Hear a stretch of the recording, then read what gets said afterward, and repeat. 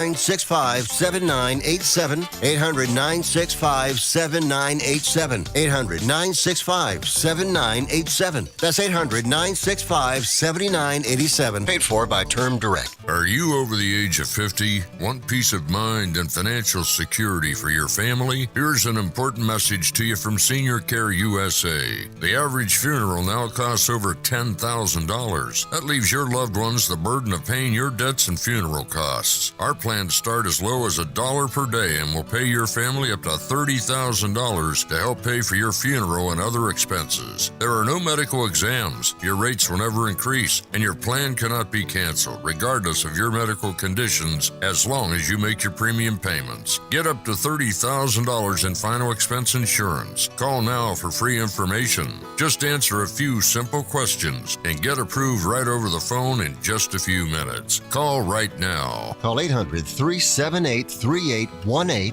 800-378-3818, 800-378-3818. That's 800-378-3818. You're tuned in to Money Matters Boston, 1120 AM WBNW. This is WBNW, 1120 AM, the Money Matters. This is the Money Matters Radio Network, WBNW 1120 AM and W275CM FM. Concord, Boston, the Money Matters Radio Network. Cardiovascular disease is the #1 killer of women, taking the lives of 1 in 3. That's more than all forms of cancer combined. For too long, heart disease and stroke have taken the lives of the women we love. But we're not giving up because we have something better, stronger, more powerful. We have each other. When we come together and go red, the more power we have against our greatest health threat. Visit GoRedForWomen.org today to learn more. Congratulations to the students and staff of Emergence Academy in Springfield, Massachusetts for their winning submission to the state's Power of Presence initiative. The school's amazing video will help spread the word about the power of students being in school every day. To see the video and learn more, visit us at doe.mass.edu.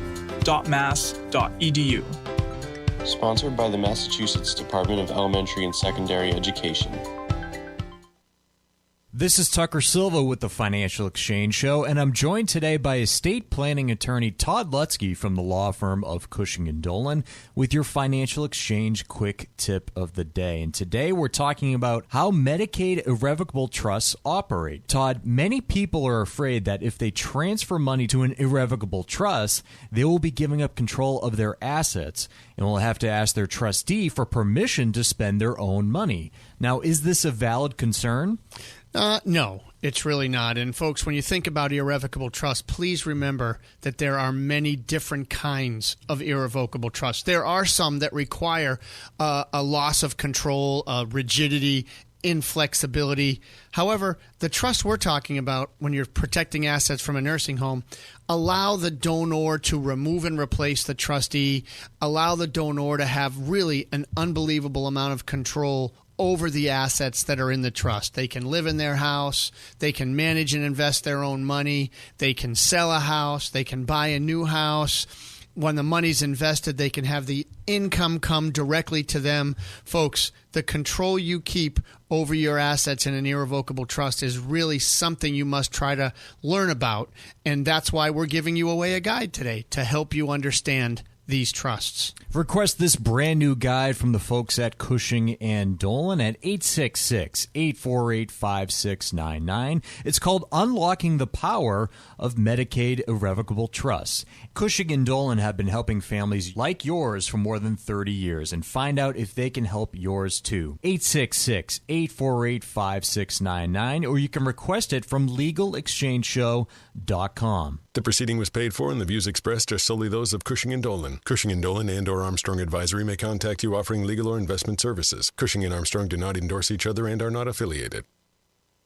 Are you over the age of 50? Want peace of mind and financial security for your family? Here's an important message to you from Senior Care USA. The average funeral now costs over $10,000. That leaves your loved ones the burden of paying your debts and funeral costs. Our plans start as low as $1 per day and will pay your family up to $30,000 to help pay for your funeral and other expenses. There are no medical exams. Your rates will never increase, and your plan cannot be canceled, regardless of your medical conditions, as long as you make your premium payments. Get up to $30,000 in final expense insurance. Call now for free information. Just answer a few simple questions and get approved right over the phone in just a few minutes. Call right now. Call 800-378-3818. 800-378-3818. 800-378-3818. That's 800-378-3818. Hi, I'm Michael Valila, Adjutant of the Disabled American Veterans Department of Massachusetts. The DAV of Massachusetts provides thousands of hours of voluntary services at our VA medical centers and soldiers' homes and is the only DAV department in the country to lead a veterans housing initiative for both single veterans and those with families. These programs are critical to serving our veterans in their time of need. You can help our great American heroes by making a donation today. Please visit dav5k.boston. That's dav5k.boston. As a busy mom, my to-do list is full. While we can't add more hours to the day, we do have a great resource to help. Go Red for Women has information to help you and your family live a healthier life. Visit goredforwomen.org/momlife today.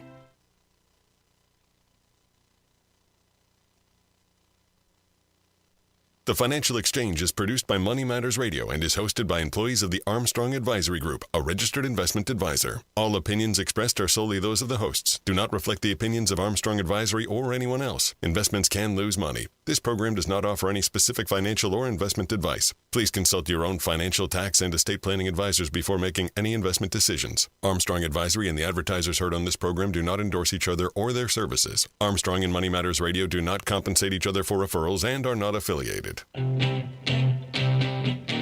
This is the Financial Exchange with Chuck Zodda and Mike Armstrong. Your exclusive look at business and financial news affecting your day, your city, your world. Stay informed and up to date about economic and market trends, plus breaking business news every day. The Financial Exchange is a proud partner of the Disabled American Veterans Department of Massachusetts. Help us support our great American heroes by visiting dav5k.boston and making a donation today. This is the Financial Exchange with Chuck Zodda and Mike Armstrong. Kicking things off today on the Financial Exchange, Chuck, Mike, and Tucker with you. And I want to talk a little bit about the economic data that we have been getting this week. All jobs related, or mostly jobs related. There's been some manufacturing and services data too. Yeah, it's been mostly jobs related. Hold on, I got to sneeze. You got to take this. Okay. So we received the ADP employment report just yesterday. That's a report that's done by private payroll company ADP.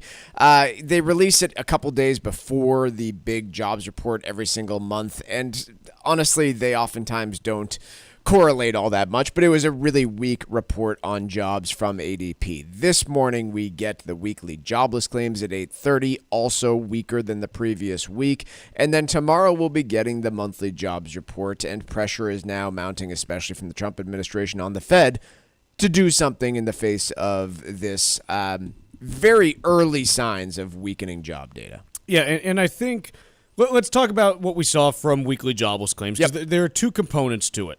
The first is initial jobless claims. How many people are claiming for the first time? Yep. What we've seen now in this data series is over the last 3 weeks, we've gone from 226,000 to 239,000 to 247,000. So you got a little bit of a 2-week trend of things moving up. The reason why I'm not too nervous about this or excited about this, whatever phrase you want to use, is the last 2 years, starting right around this time, we saw a jump in the weekly jobless claims numbers up into that 240 to 260 range, where it stayed for about 4 to 6 weeks and then started to come back down. It's some kind of weird residual seasonality where the seasonally adjusted numbers, which are the ones that we're talking about here, for some reason, have just not been, coming through cleanly. So that could be part of it. According to Neil Dutta, someone who follows this stuff a heck of a lot closer than you or I, that jobless claims number in the 250 to 260 range is where he classifies it as neutral on the job market. Meaning, if you're seeing people file for unemployment at a pace of 250,000, then you wouldn't really expect net job gains in that monthly jobs report were it to continue at that kind of pace. And so we're closing in on that territory. Which would mean, by the way, that the unemployment rate starts to go up because Correct. you are seeing the labor force growing over time, at least historically. We can talk a little bit about why that may be different this year, but ultimately, 2 weeks of jobless claims starting to move up, it's kind of meh at this point. Like, it's something that I watch, but I've seen this the last 2 summers, and so in order for me to think that this is something new relating to labor market weakness, we've got to see I got to see a print where the first 2 digits are 2 and 7. And hopefully not, 720,000, because that would be very bad. But, if we get up to 270,000 claims for any week this summer, I at least start to say, okay, there's something different that's potentially going on here than just this weird residual seasonality that we've seen the last couple of summers on this data series. I would agree, and I do agree. However, I think it's important to take this in context of that ADP report, whatever we get tomorrow as well. And look, we're going to cover, Procter & Gamble just announced layoffs. Disney did a few weeks ago. Microsoft did a few weeks ago. Did Walmart too, or am I making that one up? Am I confusing? I don't know that Walmart did, but I know that Procter & Gamble, Disney, and Microsoft have all announced layoffs in the, low single Walmart, that's 1,500 corporate employees. Yeah. Okay. So, you can't take those one-off announcements to mean anything in and of themselves, but yeah, combine all this stuff together, and if we get a weak jobs report tomorrow, I think this stuff gets taken seriously. The other piece is continuing unemployment claims, which came in at 1.904 million. That's down slightly from 1.907, which is the revised number from last week. The concern last week, that number was originally like 1.9, almost 1.92, and it was something where the year-over-year acceleration was starting to look a little bit dodgier. As long as that number of continuing claims stays under 1.95 million, really under 2 million, there's not really much there that I think you can point to. If that number starts to move up, north of 2 million, then you start getting into a situation that historically has, shown a significant rise in the pace of unemployment based on the change in year-over-year continuing claims. So I think that looking at this weekly claims data, and the reason that we are is because there are some things out there that are starting to get a little concerning in the labor market. I think you look at this and you say, okay, this is not good that claims are rising, new claims. Continuing claims are showing a little bit of stability, which is fine, which is better. So overall, the picture on this is a labor market that may be slowing, but we just don't know enough yet. And we're going to need a few more weeks of data on this to be able to tell what's going on. I know I've been saying that for a while now, but I've kind of had this view that, look, July and August is where we're going to know what the state of the U.S. economy looks like. We're starting to get a sense of it, but it's still too early, and we still need a few more data points to be able to tell. Again, what this weekly claims number gives us, just to remind folks, I know it's kind of in the name, but it's giving you the filings for unemployment. And so there's some key things that aren't included in here, right? It doesn't tell you the opposite side of that equation, which is how many hirings are taking place. And we get some semblance of that in the monthly jobs report. We also got it earlier this week on JOLTS, but that is quite backward looking. It also doesn't give you a sense for how many newly graduated seniors in high school who are entering the labor force, or college grads are entering the labor force looking for work and not finding it because they are not eligible for unemployment. They may or may not be having luck finding those jobs, and they will eventually start showing up in other surveys. It's only, most of those graduating seniors just graduated in the last few weeks. They're not being included in any surveys when it comes to the labor market today. No, what we are seeing is, and again, like those ones that just graduated, but again, the data tries to parse that out anyways, just through how they due to the different seasonal adjustments and things like that. But most recently, the most recent data that we have, the unemployment rate amongst college grads aged 22 to 27 is almost 6% right now, which is above the national unemployment rate of 4.2. So it is telling you recent college grads, in that demo are having a harder time finding work. And I think that meshes with the general data that I talked to. We see. The other thing, I was talking to a friend of mine who is a professor the other day, just a tangent on this topic. And in the last maybe 18 to 24 months, he has seen a shift in his students in terms of their overall, I guess their overall outlook on their degree and employment prospects. Okay. And, again, I'm going to do a horrible job of explaining this because, again, he's the one who's actually experienced this and, is teaching hundreds of students and this and that. Basically, what he is hearing from college students at the moment is a significant amount of trepidation with regards to artificial intelligence and its ability to render their degree obsolete from the perspective of the labor market. And concerns about, hey, I went to school to learn even, something like computer science, and now so much of the coding at, big tech firms is being done by artificial intelligence. And what was the point of this? Why did I do this? And this is across different majors also, but it's something that he's been hearing more and more. And it meshes also with, the labor market data where new college grads are having a hard time getting in. Maybe some of that is just due to the overall slowness of the labor market.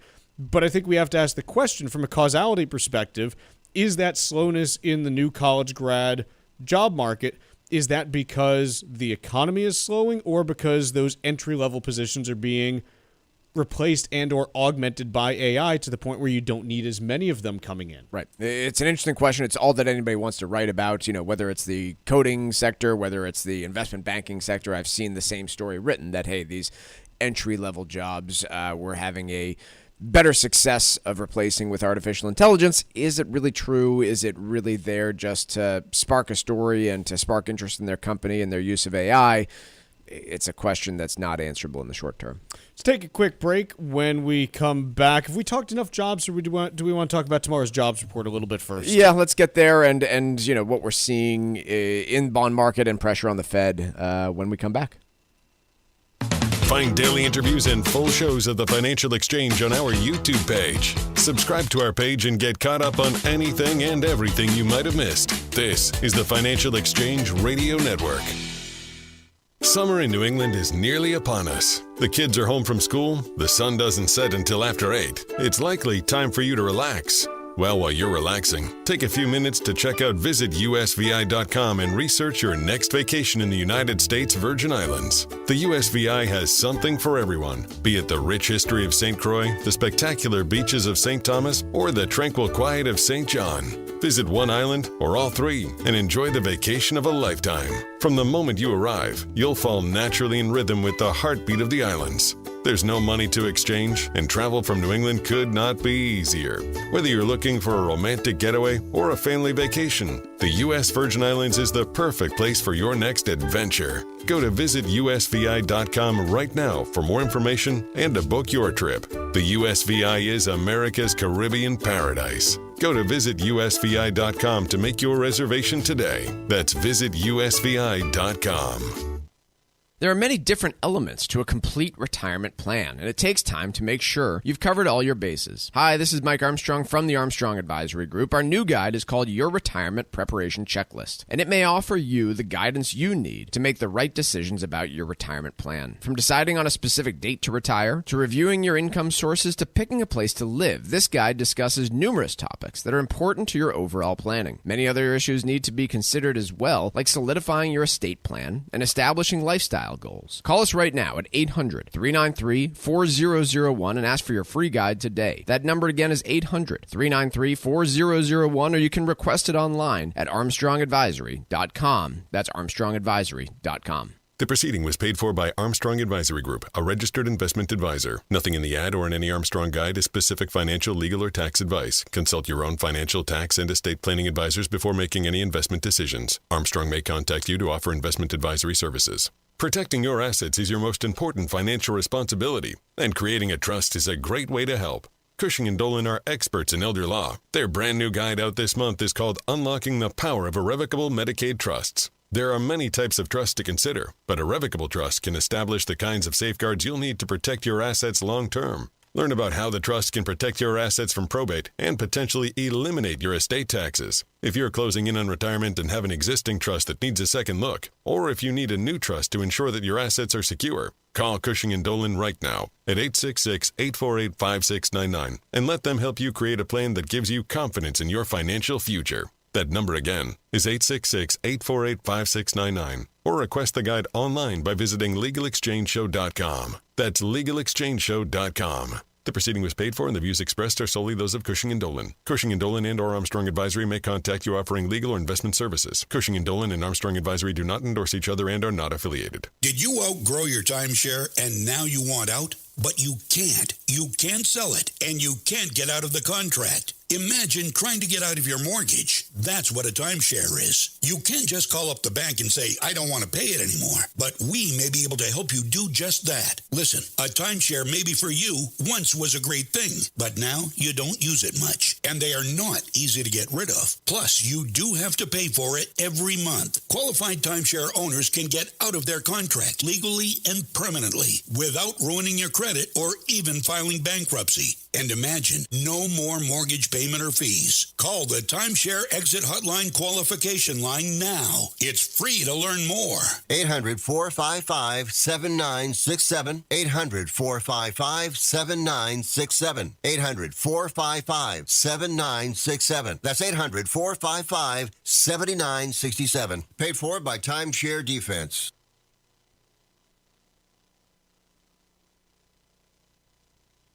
The Financial Exchange Show podcast drops every day on Apple, Spotify, and iHeartRadio. Hit that subscribe button and leave us a 5-star review. You're listening to the Financial Exchange Radio Network. Now is a great time to register for the DAV 5K, taking place on Saturday, November 8th at Fort Independence on Castle Island. The race has sold out each of the past 4 years, and slots are continuing to fill up quickly, so don't delay.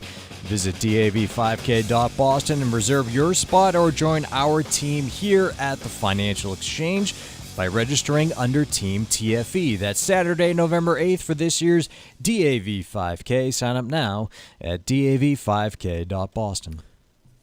Mike, we get a jobs report tomorrow. The expectations on the headline numbers are nothing crazy. 130,000 jobs expected to be added. Unemployment rate expected to stay at 4.2%. I think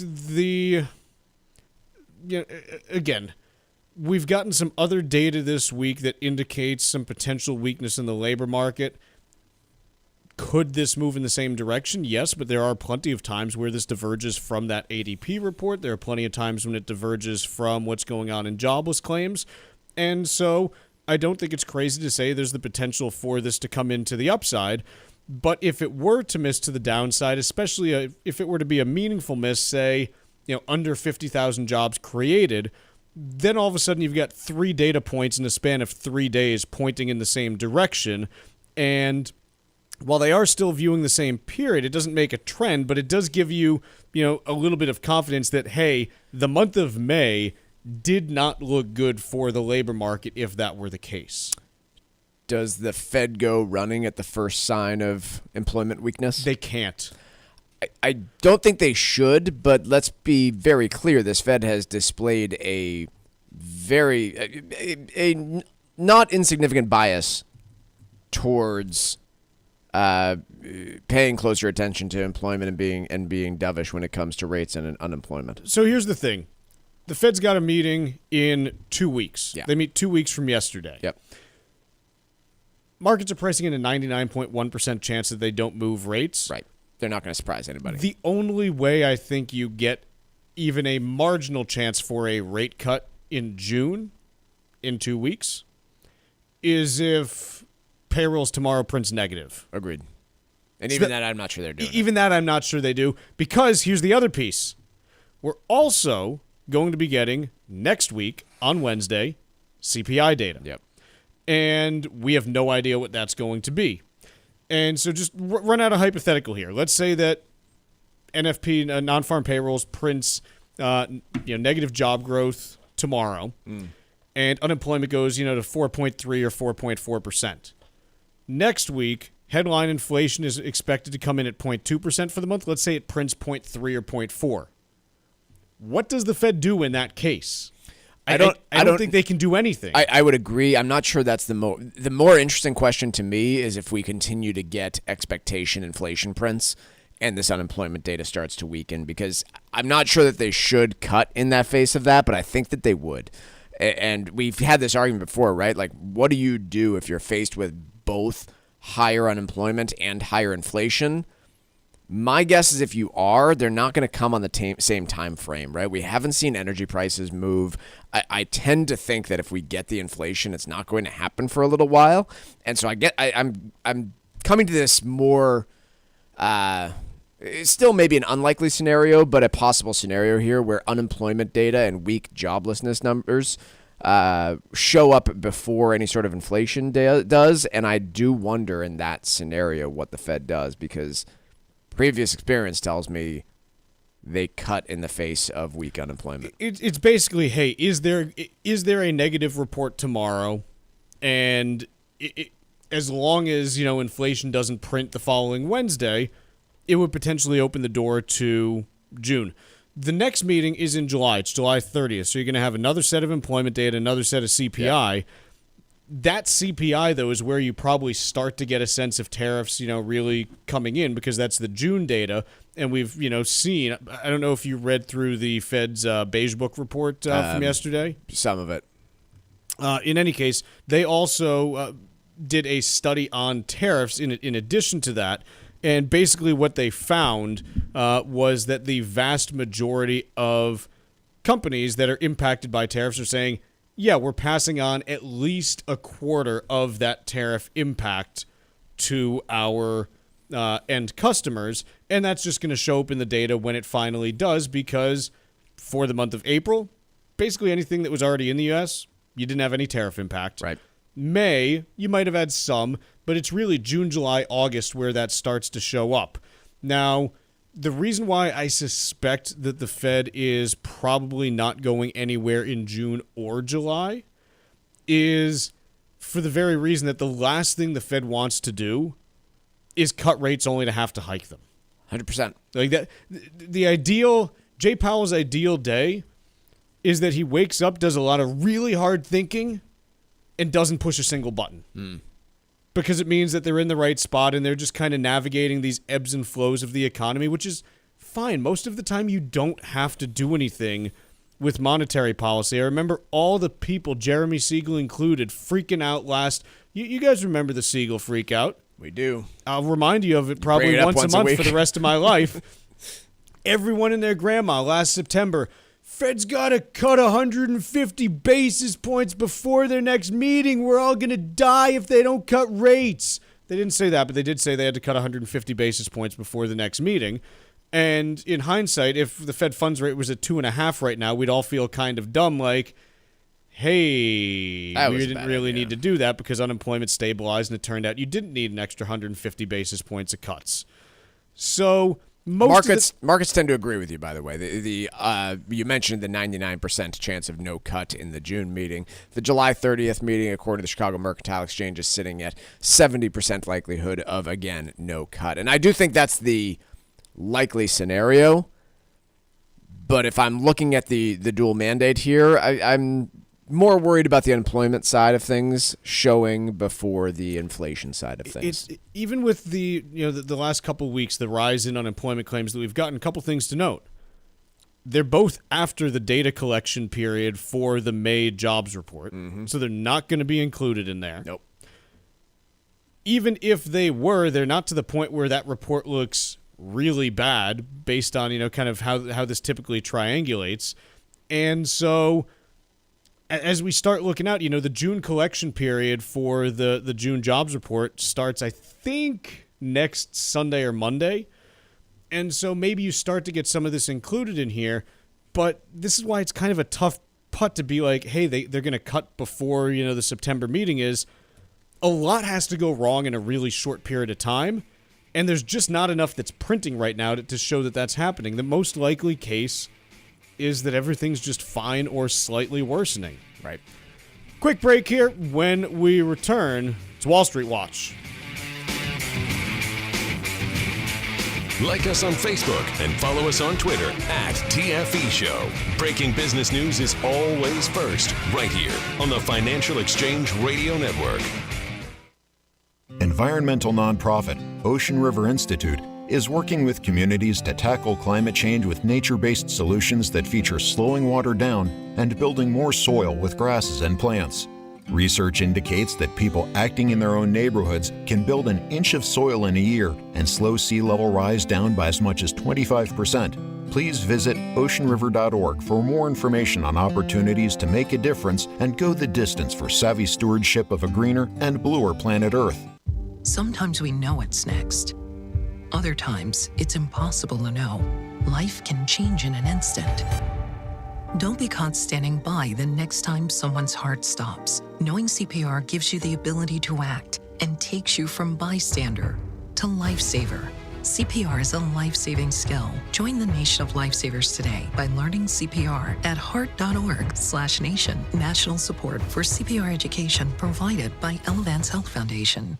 Hey, listen, are you a 50-year-old person looking for term life insurance? Then you need to talk to Bob. Bob specializes in helping people find $1 million or more of term life insurance for a couple of $100 a month. Look, you need to know there's a price war in the term life insurance business, and you may be paying too much. Call Bob, and he'll shop and see how much money he can save you. Look, this could be the last term life insurance policy you ever have. Your rates are guaranteed for the next 20 years. That's right, guaranteed level rates for the next 20 years. And if you're a smoker or your health is not perfect, Bob has great rates for you too. So for $1 million of term life insurance coverage for a couple of $100 a month, call Bob right now. 800-965-7987. 800-965-7987. 800-965-7987. That's 800-965-7987. Paid for by Term Direct. Protecting your assets is your most important financial responsibility, and irrevocable trusts can help. Keep your assets safe from probate and the nursing home by calling Cushing & Dolan right now at 866-848-5699. Get their new guide called Unlocking the Power of Irrevocable Medicaid Trusts. That's 866-848-5699, or request it online by visiting LegalExchangeShow.com. The proceeding was paid for, and the views expressed are solely those of Cushing & Dolan. Cushing & Dolan and or Armstrong Advisory may contact you offering legal or investment services. Cushing & Dolan and Armstrong Advisory do not endorse each other and are not affiliated. Hi, I'm Michael Valila, Adjutant of the Disabled American Veterans Department of Massachusetts. The DAV of Massachusetts provides thousands of hours of voluntary services at our VA medical centers and soldiers' homes and is the only DAV department in the country to lead a veterans housing initiative for both single veterans and those with families. These programs are critical to serving our veterans in their time of need. You can help our great American heroes by making a donation today. Please visit dav5k.boston. That's dav5k.boston. Hi, this is Chuck and Mike from the Armstrong Advisory Group, and we have a guide this month titled Your Retirement Preparation Checklist.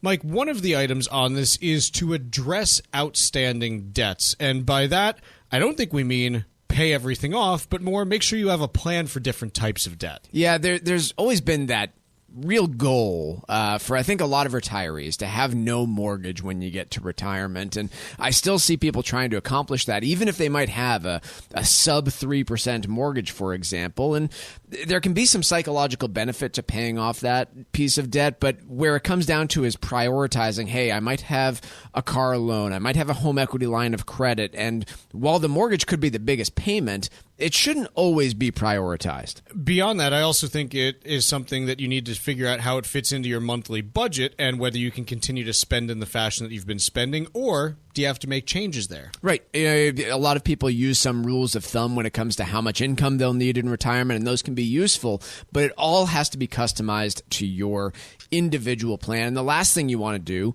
is pay a whole bunch in taxes just to be able to pay down some debt that wasn't really a priority in the first place. And so definitely addressing your debt and knowing how to do that intelligently when you approach retirement is key and important. The guide is titled Your Retirement Preparation Checklist, and the way to request it from Armstrong Advisory Group is by calling 800-393-4001. That number again is 800-393-4001, and the guide is titled Your Retirement Preparation Checklist. The proceeding was paid for by Armstrong Advisory Group, a registered investment advisor. Nothing in the ad or in any Armstrong guide is specific financial, legal, or tax advice. Consult your own financial, tax, and estate planning advisors before making any investment decisions. Armstrong may contact you to offer investment advisory services.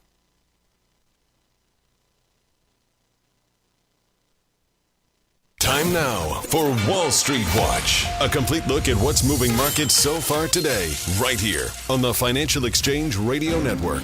Well, markets are relatively muted at the moment as traders monitor ongoing trade developments between the U.S. and China, where a Chinese media outlet this morning reported President Trump and President Xi held a phone call.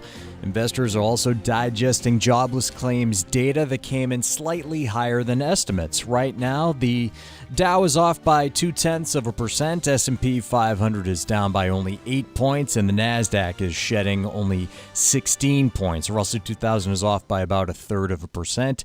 10-year Treasury yield currently flat at 4.36%, and crude oil up just over 1% higher, trading at $63.58 a barrel. Procter & Gamble said it would cut 7,000 jobs, or about 15% of its non-manufacturing workforce, over the next 2 years.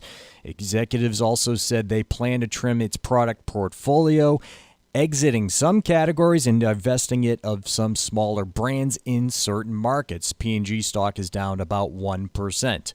More news on the consumer goods front after Kimberly-Clark agreed to a $3 billion deal to sell its Kleenex and tissue businesses outside of North America as it aims to focus on more profitable areas. Kimberly-Clark shares are almost 2% lower. Elsewhere, discount retailer Five Below posted stronger than expected first quarter results. Earlier this week, other discount retailers, including Dollar General and Dollar Tree, said that an influx of middle and upper income customers was boosting sales. Five Below shares are jumping 7% higher today. MongoDB surging 17% after beating earnings and revenue expectations. The software company also raised its annual guidance, and after today's closing bell, we'll see more first quarter earnings from Broadcom, Lululemon, and DocuSign. I'm Tucker Silva, and that's Wall Street Watch. Let's talk a little bit about a couple pieces here, one from the Wall Street Journal, another from Bloomberg. And what they're talking about is the Department of Labor announced, I don't know if it was yesterday or the day before, that beginning with their upcoming publications, they are going to have to use fewer inputs for their inflation data series, the CPI, the Consumer Price Index, than they previously did. And the reason why is that there is a hiring freeze at the DOL. And so because of that, they can't replace economists or analysts who have been collecting the data. And so they have to collect less data. And this isn't... this is not a computer program that goes out and reads a whole bunch of data files. There's no requirement for businesses to report to the Bureau of Labor Statistics what they charge for stuff. What they literally do is have hundreds of people that fan out across the country and go ask all sorts of businesses, what are you charging? Or actually physically visit the businesses and check what they're charging. Yeah. And so the reason why this matters is not because the government always produces the right data. There is no right data. No. Any way that you are collecting information on anything, you inherently have to sample it. You don't actually look at every single thing out there because you can't. It's just not physically possible to do so. This is when we do a census every decade. Yeah, this is whether we're talking about jobs, whether we're talking about inflation, imports, exports, this, that, whatever. So why should anyone care about this? Couple different reasons that I personally do. The first is, Mike, let's say that you're making a purchase decision. Let's say you're buying let's do a couple different ones. Let's say you're buying a stick of gum. Do you care whether that... Have you ever bought one stick of gum? I was going to see if you were going to go with a hat, maybe. No. You're buying a stick of gum. Okay. One stick of gum. I'm going to ride this out. Yep. You're buying a stick of gum. Do you care whether it costs 25 cents or 27 cents aside from needing exact change if you're paying that way? No. You don't. Because ultimately it's not going to affect your life in any meaningful way, shape, or form. True. If you are buying a car, how hard do you negotiate to get the price from $26,000 to $24,000? Pretty hard. Harder, because that $2,000 is a much bigger deal.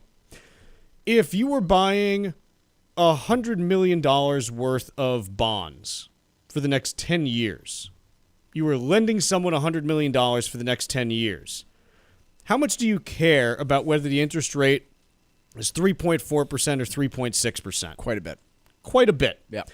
And this, my friends, is why having accurate, or as accurate as you can get them, measures of things like unemployment and inflation matter. Let's say that I am an insurance company.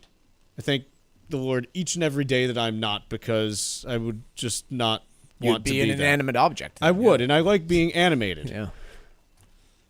If I'm an insurance company that needs to go out and hedge liabilities over the next 10 to 20 years, I got to have a pretty good sense of how those liabilities are evolving in terms of the cost of them and the odds that I'm going to have to pay out. Now, the odds that I'm going to have to pay out, I'm going to calculate those myself. But on, hey, how much is this going to cost? I need a reliable way to figure out what my claims may look like down the road. And so if I can't trust published inflation statistics to be able to guide me in that fashion, I'm going to demand an additional premium above and beyond what the statistics are saying in order to make the purchase of the bonds that will ultimately hedge that risk for me. And so what I'm getting at is... It comes down to credibility of the United States system, which is if you can't trust the data, you're going to demand more of a premium for what you're paying to lend to the United States, and as such, interest rates move up. Yeah. Now, the good news is nobody's questioning the political credibility of this, right? In China, we question the credibility of the data for an entirely different reason. Because it's manipulated. Because they change it and manipulate it. Or they just get rid of it. Or they just say, yeah, we don't like this data point, so we're no longer going to report on the unemployment rate of our youth.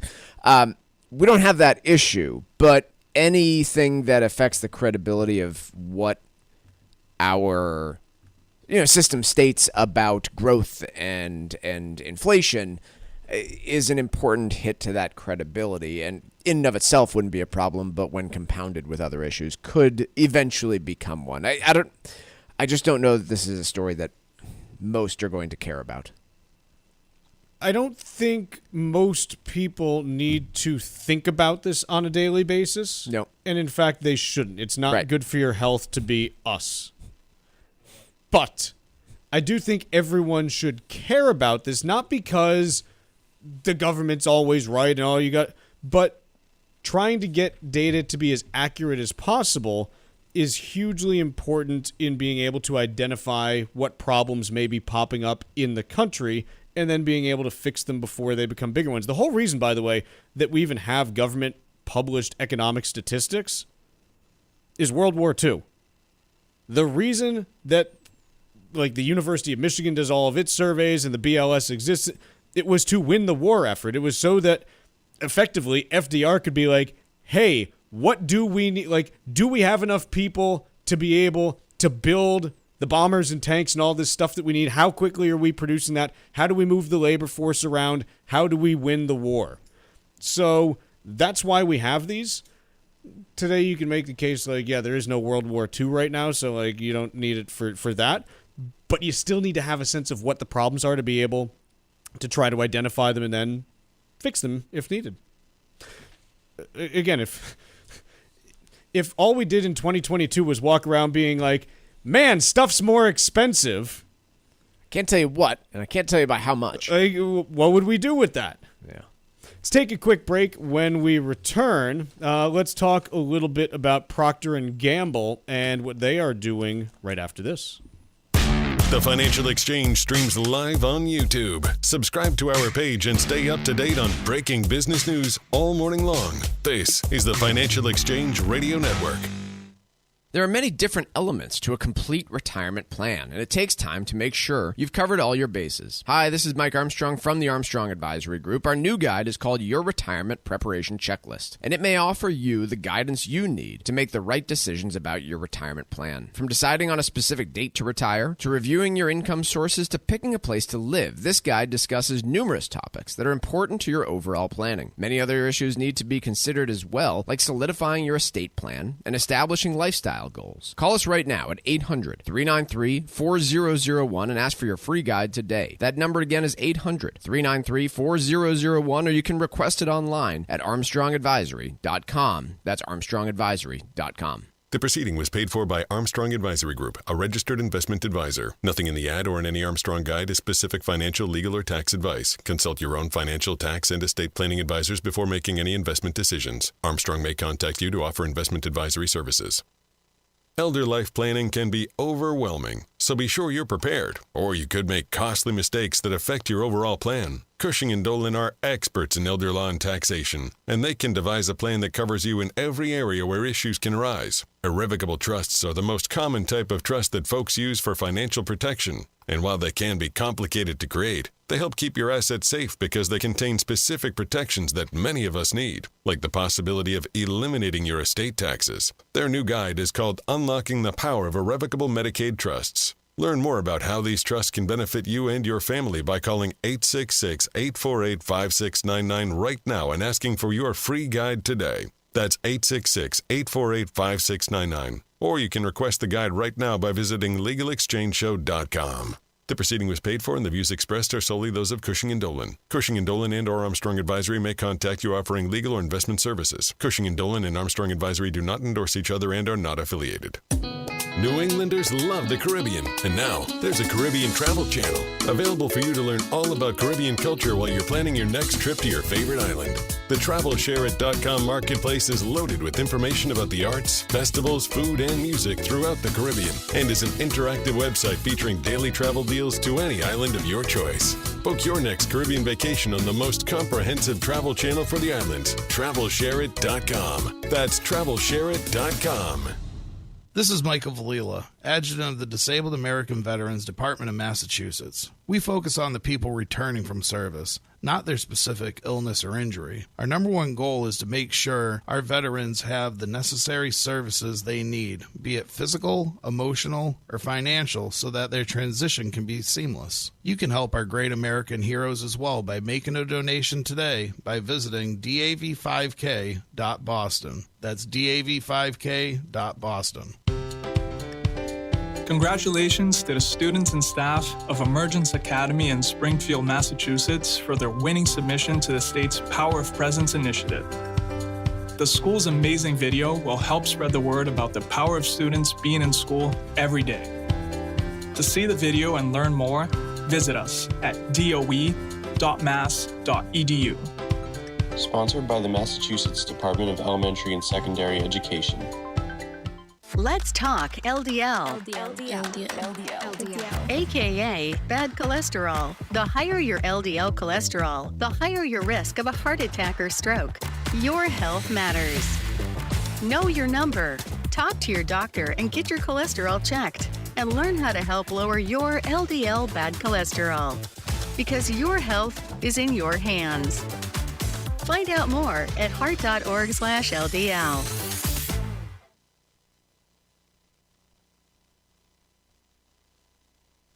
Text us 617-362-1385 with your comments and questions about today's show. This is the Financial Exchange Radio Network.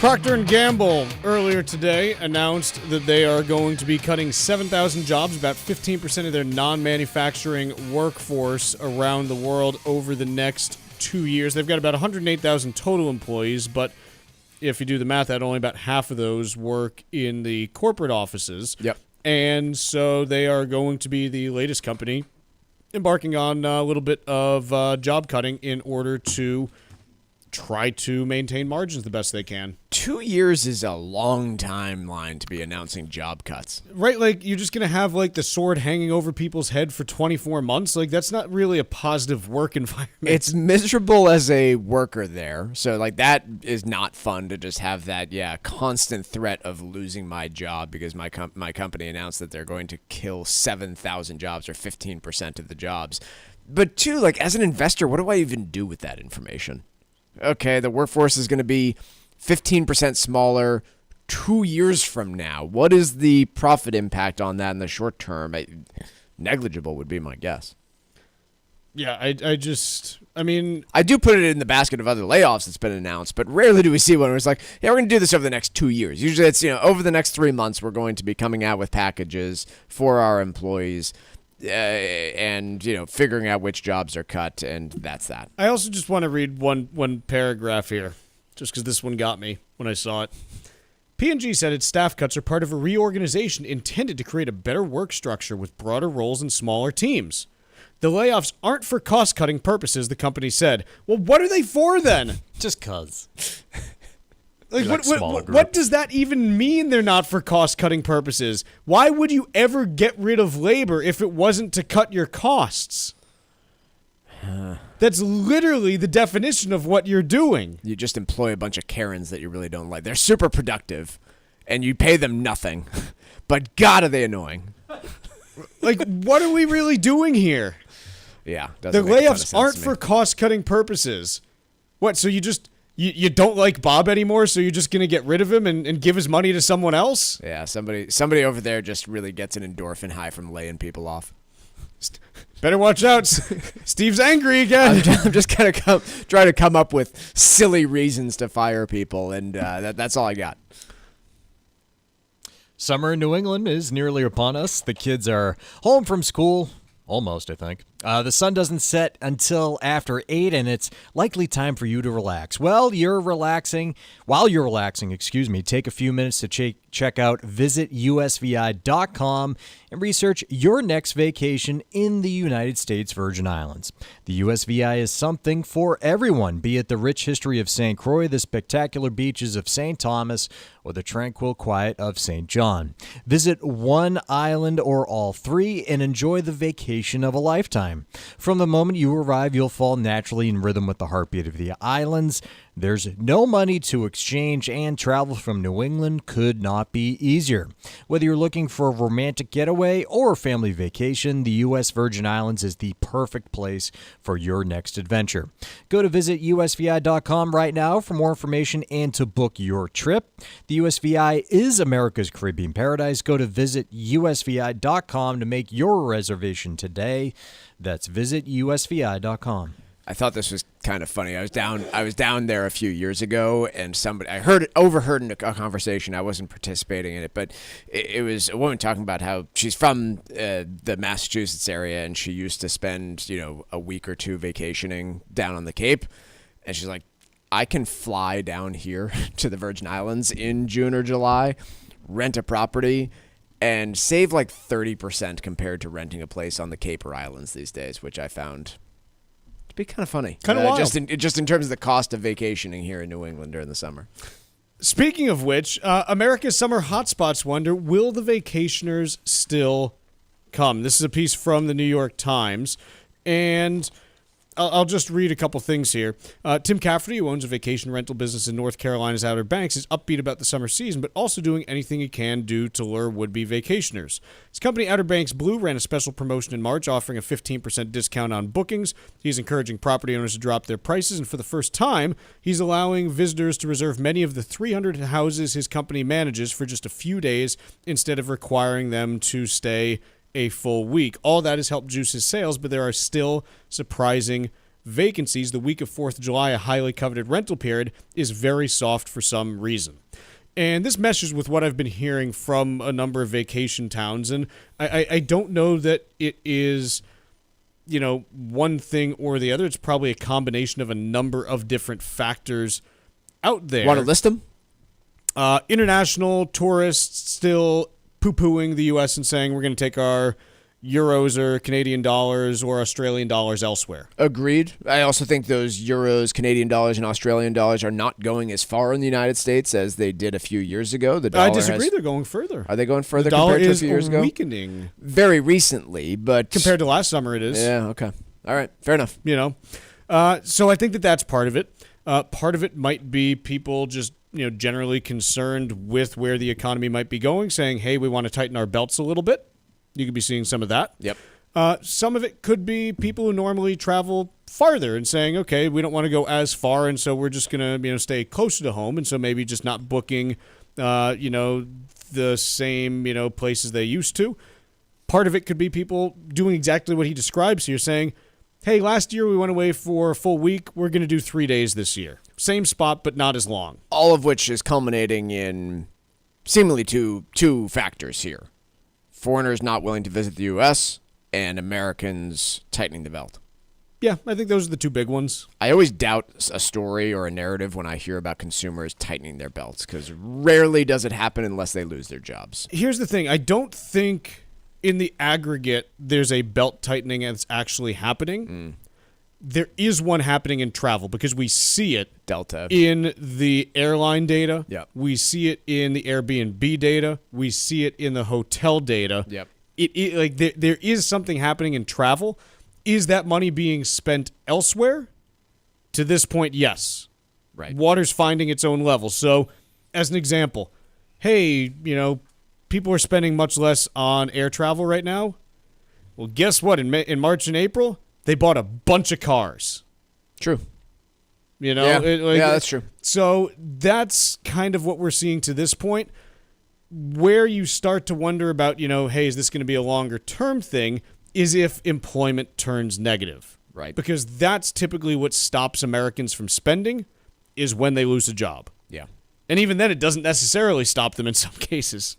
So that always brings me back to that commercial from, I want to say 2010, with this happy dad mowing his lawn in the backyard, the kids running around by the pool, and it's like, I've got a pool, a great lawn, a nice house and a great community. How do I afford it? I'm in debt up to my eyeballs. I do remember that one. It's a great commercial. One of my all-time favorite commercials. I don't even remember what it was for, but just a real solid commercial. I'm going to see if I can find... Oh, it's the first thing that pops up on DuckDuckGo, so... Lending Tree. Oh, God. See Lending Tree to make your problem worse. Well, so there's that. Oh, that's a dark turn. Yeah, I wasn't expecting to see that. I was kind of expecting... I mean, not Bud Light, but Bud Light. I was expecting, something a little... Yeah, more innocent. Yeah, something not like, hey, consolidate all your debt with us and, your life will be better. Oh, boy. Anyways, let's take a quick break right now, and we got a whole lot more coming up in hour 2.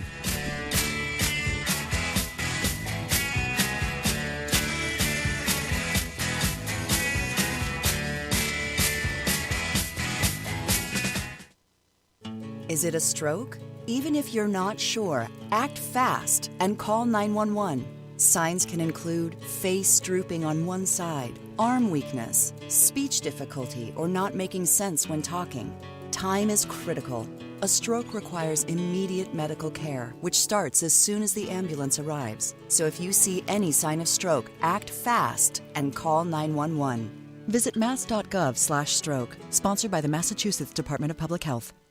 Environmental nonprofit Ocean River Institute is working with communities to tackle climate change with nature-based solutions that feature slowing water down and building more soil with grasses and plants. Research indicates that people acting in their own neighborhoods can build an inch of soil in a year and slow sea level rise down by as much as 25%.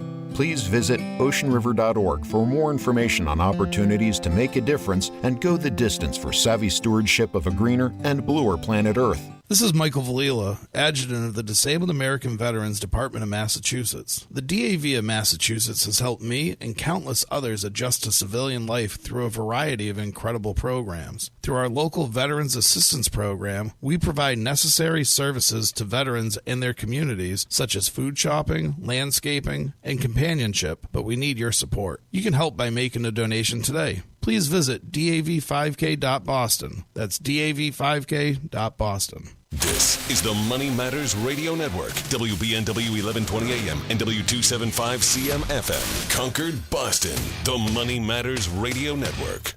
Are you over the age of 50? Want peace of mind and financial security for your family? Here's an important message to you from Senior Care USA. The average funeral now costs over $10,000. That leaves your loved ones the burden of paying your debts and funeral costs. Our plans start as low as $1 per day and will pay your family up to $30,000 to help pay for your funeral and other expenses. There are no medical exams. Your rates will never increase, and your plan cannot be canceled, regardless of your medical conditions, as long as you make your premium payments. Get up to $30,000 in final expense insurance. Call now for free information. Just answer a few simple questions and get approved right over the phone in just a few minutes. Call right now. Call 800-378-3818. 800-378-3818. 800-378-3818. That's 800-378-3818.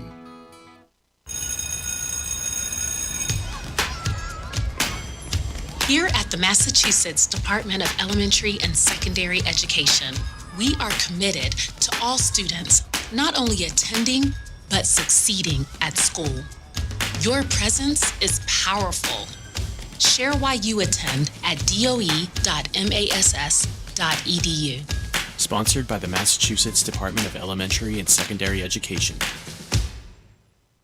Summer in New England is nearly upon us. The kids are home from school, the sun doesn't set until after 8. It's likely time for you to relax. Well, while you're relaxing, take a few minutes to check out visitusvi.com and research your next vacation in the United States Virgin Islands. The USVI has something for everyone, be it the rich history of St. Croix, the spectacular beaches of St. Thomas, or the tranquil quiet of St. John. Visit one island or all three and enjoy the vacation of a lifetime. From the moment you arrive, you'll fall naturally in rhythm with the heartbeat of the islands. There's no money to exchange, and travel from New England could not be easier. Whether you're looking for a romantic getaway or a family vacation, the U.S. Virgin Islands is the perfect place for your next adventure. Go to visitusvi.com right now for more information and to book your trip. The USVI is America's Caribbean paradise. Go to visitusvi.com to make your reservation today. That's visitusvi.com. Did you outgrow your timeshare and now you want out? But you can't. You can't sell it, and you can't get out of the contract. Imagine trying to get out of your mortgage. That's what a timeshare is. You can't just call up the bank and say, I don't want to pay it anymore. But we may be able to help you do just that. Listen, a timeshare maybe for you once was a great thing, but now you don't use it much. And they are not easy to get rid of. Plus, you do have to pay for it every month. Qualified timeshare owners can get out of their contract legally and permanently without ruining your credit or even filing bankruptcy. And imagine, no more mortgage payment or fees. Call the Timeshare Exit Hotline qualification line now. It's free to learn more. 800-455-7967. 800-455-7967. 800-455-7967. That's 800-455-7967. Paid for by Timeshare Defense. There are many different elements to a complete retirement plan, and it takes time to make sure you've covered all your bases. Finance. Hi, this is Mike Armstrong from the Armstrong Advisory Group. Our new guide is called Your Retirement Preparation Checklist, and it may offer you the guidance you need to make the right decisions about your retirement plan. From deciding on a specific date to retire, to reviewing your income sources, to picking a place to live, this guide discusses numerous topics that are important to your overall planning. Many other issues need to be considered as well, like solidifying your estate plan and establishing lifestyle goals. Call us right now at 800-393-4001 and ask for your free guide today. That number again is 800-393-4001, or you can request it online at armstrongadvisory.com. That's armstrongadvisory.com. The proceeding was paid for by Armstrong Advisory Group, a registered investment advisor. Nothing in the ad or in any Armstrong guide is specific financial, legal, or tax advice. Consult your own financial, tax, and estate planning advisors before making any investment decisions. Armstrong may contact you to offer investment advisory services. This is Tucker Silva with the Financial Exchange Show, and I'm joined today by estate planning attorney Todd Lutzke from the law firm of Cushing and Dolan with your Financial Exchange quick tip of the day. And today we're talking about how Medicaid irrevocable trusts operate. Now, Todd, it takes 5 years to protect your assets from the cost of long-term care. If you aren't sure you or your spouse will make the 5 years before going into a nursing home, should you even bother to do your estate planning? The answer is absolutely yes, you should bother. And here's why, folks. There's people who maybe don't even start their planning until they're 80. It doesn't mean just because you're 80, you don't try, you don't plan, right? 85, you plan. You don't know whether you're going to get sick or not get sick. But by the same token, when you're 65 and you're doing your planning, you also might not make it past the 5 years. So just because you might not make it past the 5 years is not a reason to get this clock started. For example, lots of times when we put assets in the trust, we leave lots of assets outside the trust, especially IRA assets. So let's say you made it 3 years, but you had $200,000 in an IRA outside the trust. If I got $1 million worth of assets in the trust, I'm happy to spend $200,000 of my IRA to get past the remaining 2 years to get me protected from the nursing home with the $1 million that went in there. So getting the clock started is always better than not having the clock started. Cushing and Dolan have been helping families like yours for more than 30 years, and find out if they can help yours too. Request this brand new guide called Unlocking the Power of Medicaid Irrevocable Trust. Call 866-848-5699. That's 866-848-5699, or you can request it from their website, legalexchangeshow.com. The proceeding was paid for, and the views expressed are solely those of Cushing and Dolan. Cushing and Dolan and or Armstrong Advisory may contact you offering legal or investment services. Cushing and Armstrong do not endorse each other and are not affiliated.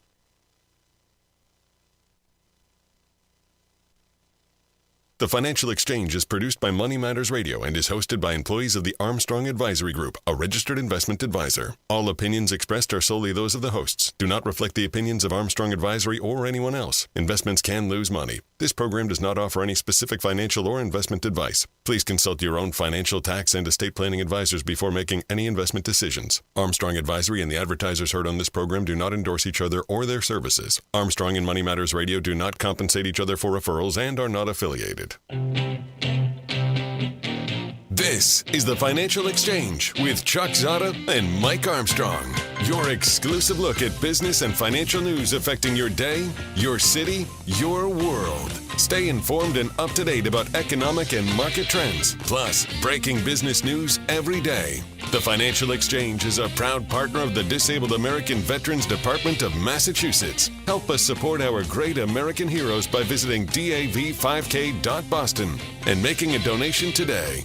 This is the Financial Exchange with Chuck Zodda and Mike Armstrong.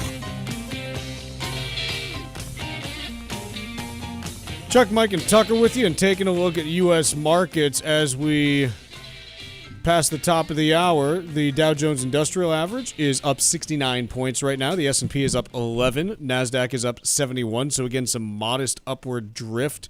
Continuing to be led by tech, which this is kind of a reversal of what we saw from July through March of this year, where that 9-month period, tech was really struggling, actually. If you take a look at the NASDAQ compared to the S&P 500, NASDAQ really weakened relative to the S&P by about 10% through early April. And then since the tariffs were rolled back on April 9th, you've pretty much seen like the NASDAQ regain leadership since then and just be on an absolute, charge ahead over the last 4 to 6 weeks now. Actually, I guess over the last 8 weeks here. So that process is continuing as of today. 10-year U.S. Treasury, not changing too much. It is up 2 basis points to 4.387%. Interestingly enough, after jobless claims were released this morning, the 10-year was down by about 5 basis points. So it is a little bit of an intraday reversal here, but yields only moving up very modestly on that front. Oil, West Texas Intermediate, up 87 cents a barrel to 63.72. And we've got gold down $8 an ounce now to $33.91 20. Gold was up about 0.5% earlier in the day as well. We got a piece here from the Financial Times. It's titled, Big Investors Shift Away from U.S. Markets. And I think this gets at a couple different things. I'll read a couple pieces from here because I think it's instructive as to what's going on. Big institutional investors are shifting away from U.S. markets as Donald Trump's trade wars and the country's escalating debt fuel fears about the dominance of American assets in global portfolios. The U.S. president's erratic trade policy has shaken global markets in recent months, sparking a sharp sell-off in the U.S. dollar and leaving Wall Street stocks lagging far behind European rivals this year. So, couple different things to chew on when it comes to this. The first is there are 2 different institutional investors that I want to talk about here, at least classifications. U.S. ones and international ones. Sure. A U.S.-based investor is going to have some of this pull, but not nearly as much as a foreign investor to look to repatriate capital. And the reason is twofold. And really dovetails into one thing. If your local market, let's pick, I don't know, where do you want to go? You want to go to... Europe makes some sense. There's a fair bit of capital there. Okay.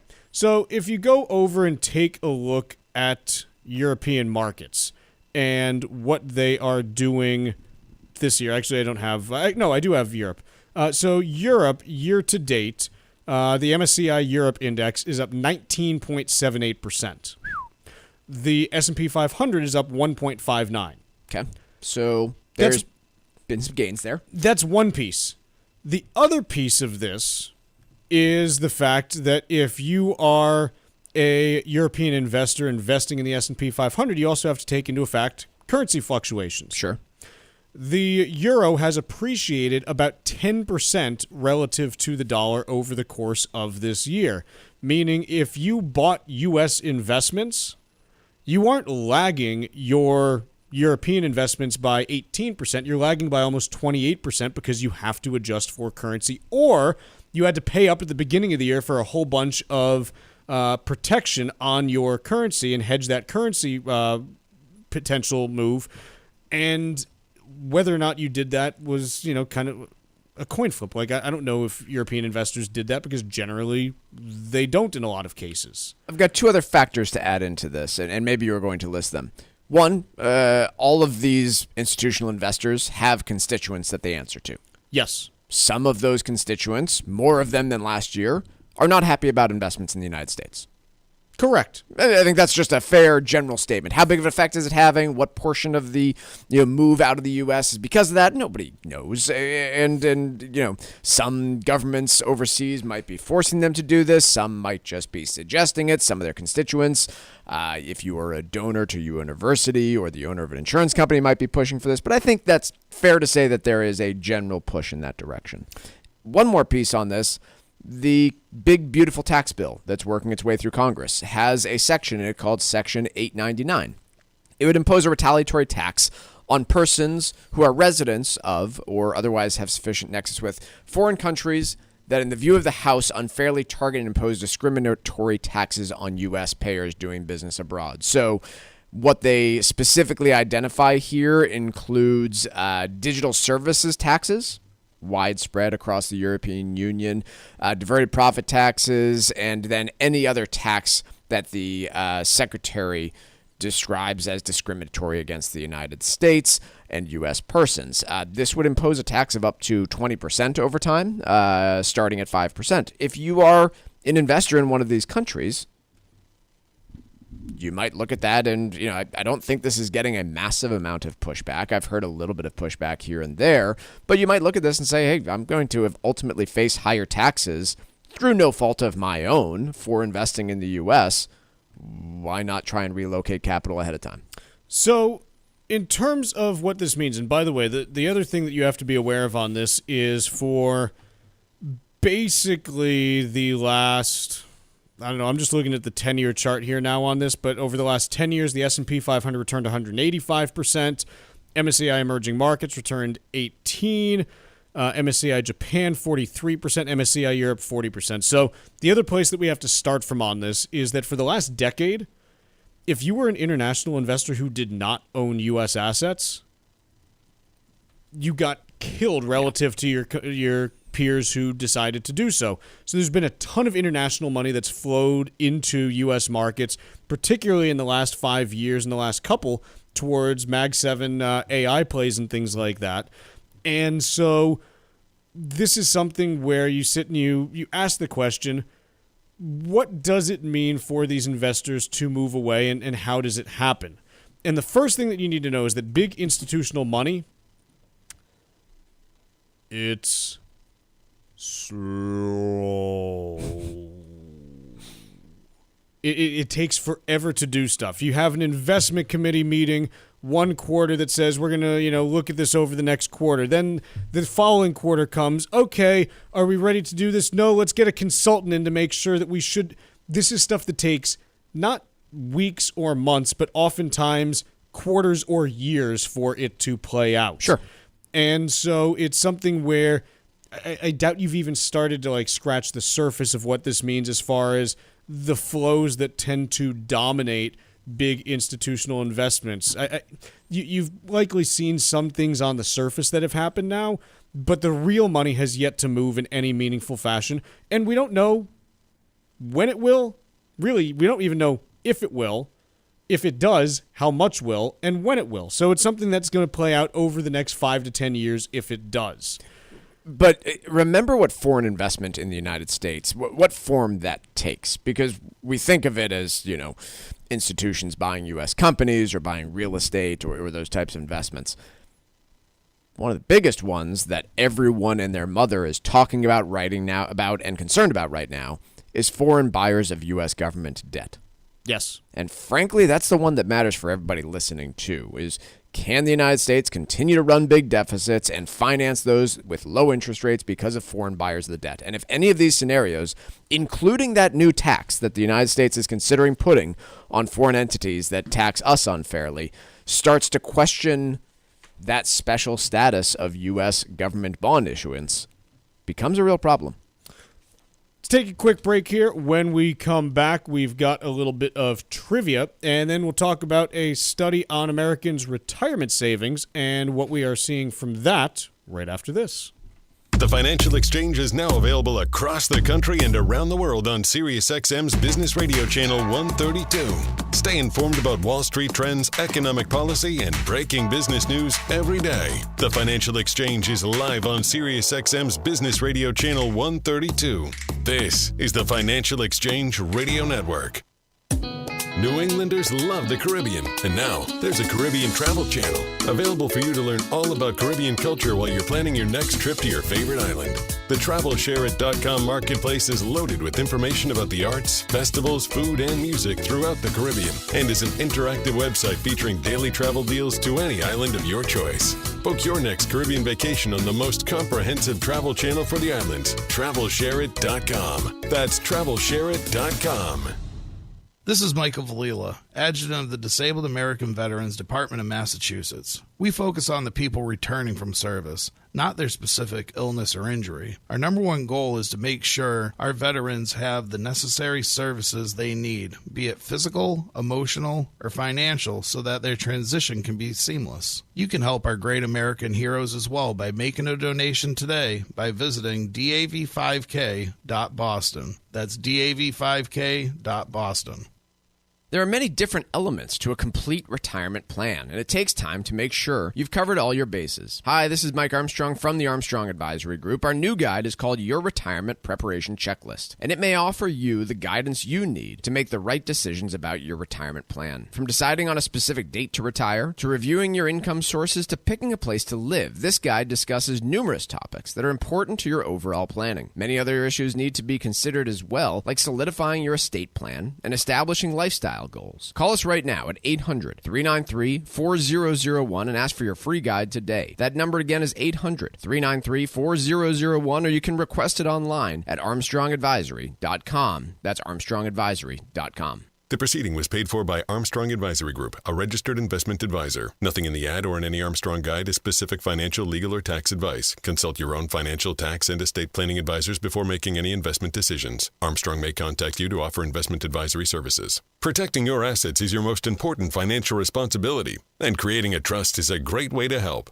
Cushing & Dolan are experts in elder law. Their brand new guide out this month is called Unlocking the Power of Irrevocable Medicaid Trusts. There are many types of trusts to consider, but a revocable trust can establish the kinds of safeguards you'll need to protect your assets long term. Learn about how the trust can protect your assets from probate and potentially eliminate your estate taxes. If you're closing in on retirement and have an existing trust that needs a second look, or if you need a new trust to ensure that your assets are secure, call Cushing & Dolan right now at 866-848-5699 and let them help you create a plan that gives you confidence in your financial future. That number again is 866-848-5699, or request the guide online by visiting LegalExchangeShow.com. That's LegalExchangeShow.com. The proceeding was paid for, and the views expressed are solely those of Cushing & Dolan. Cushing & Dolan and/or Armstrong Advisory may contact you offering legal or investment services. Cushing & Dolan and Armstrong Advisory do not endorse each other and are not affiliated. This is Michael Valila, Adjutant of the Disabled American Veterans Department of Massachusetts. We focus on the people returning from service, not their specific illness or injury. Our number one goal is to make sure our veterans have the necessary services they need, be it physical, emotional, or financial, so that their transition can be seamless. You can help our great American heroes as well by making a donation today by visiting dav5k.boston. That's dav5k.boston. Environmental nonprofit Ocean River Institute is working with communities to tackle climate change with nature-based solutions that feature slowing water down and building more soil with grasses and plants. Research indicates that people acting in their own neighborhoods can build an inch of soil in a year and slow sea level rise down by as much as 25%. Please visit oceanriver.org for more information on opportunities to make a difference and go the distance for savvy stewardship of a greener and bluer planet Earth.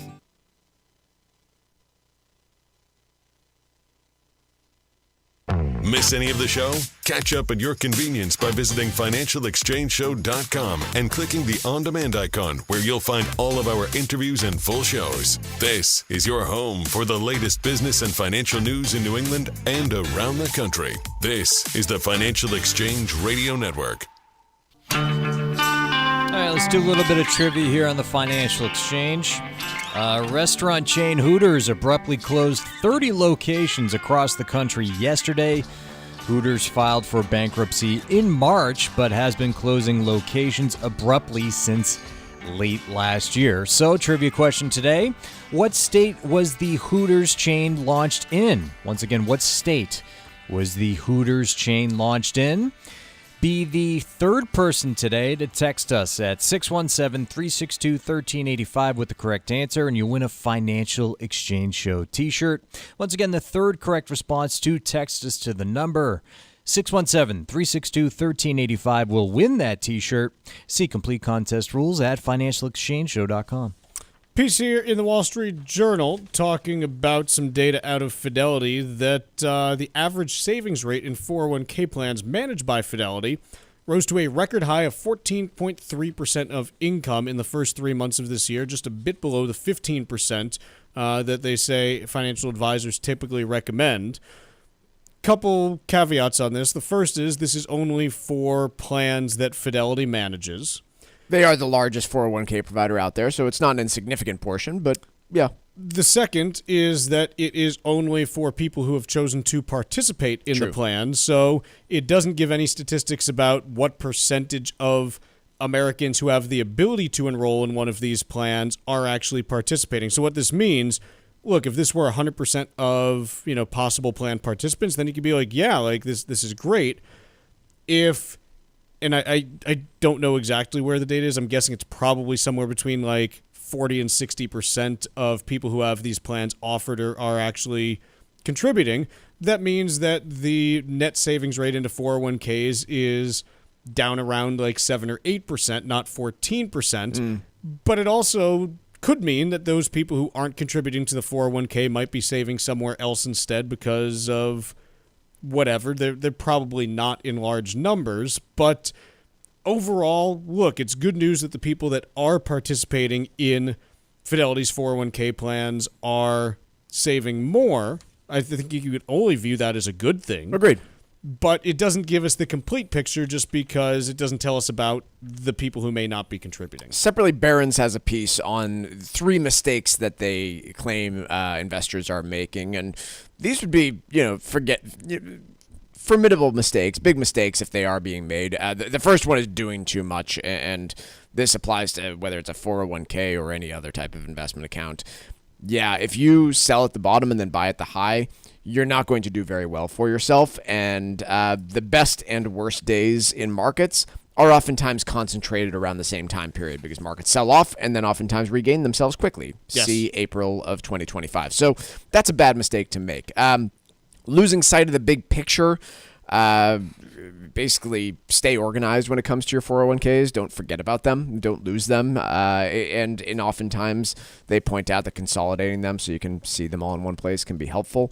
And then forgetting about fees. The tricky part about fees with 401ks is they are not really clear. It's one of the most complicated ways to measure fees that's out there. I'm just going to go into read.